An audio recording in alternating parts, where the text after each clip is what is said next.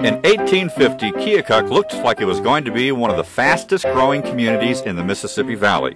So a group of doctors from Indiana, Illinois, and Ohio decided to settle here and start a physicians and surgeons college. They liked it and wound up staying 60 years. There was an average class of about 50 graduates each year, so over the course of 60 years, the college graduated more than 3,000 doctors. And those college students brought sports to the area, too. In the 1890s, the Keokuk Medical College had the first area football team. For all the good the Keokuk Medical College did, it also suffered a ghoulish reputation for years. Naturally, the Physicians and Surgeons College taught anatomy, but the question was, where were they getting their bodies?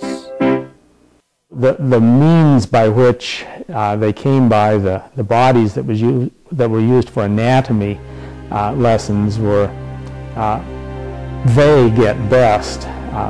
Some were just paupers who were given to them, but there were from time to time stories about grave robbing, and it's been suggested that maybe students could earn extra credit by bringing in a good specimen for the anatomy lab.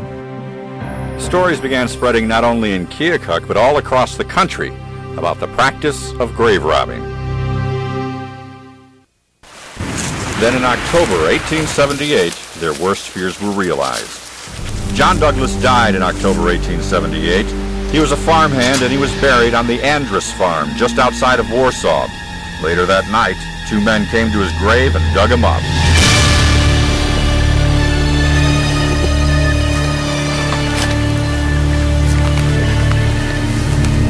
Andrus had heard the stories about body snatchers, as most people had, but he was keenly suspicious because while Douglas was being laid to rest, a stranger had watched from the road.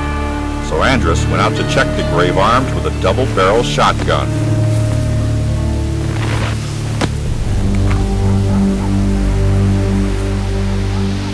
He caught the body snatchers, dead to rights. Hey, what do you guys do over there?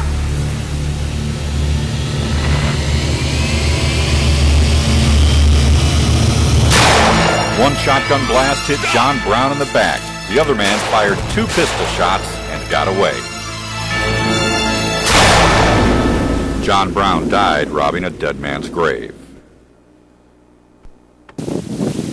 The dead man's widow said her husband had been stealing bodies here from the Oakland Cemetery in Warsaw, Illinois, and then selling them to the medical college in Keokuk for 9 years before he was caught. Add that to the fact that the family lived on a farm owned by one of the doctors, and well, there's some questions there. But the Keokuk Medical College always denied any involvement with John Brown. There's no relation, by the way.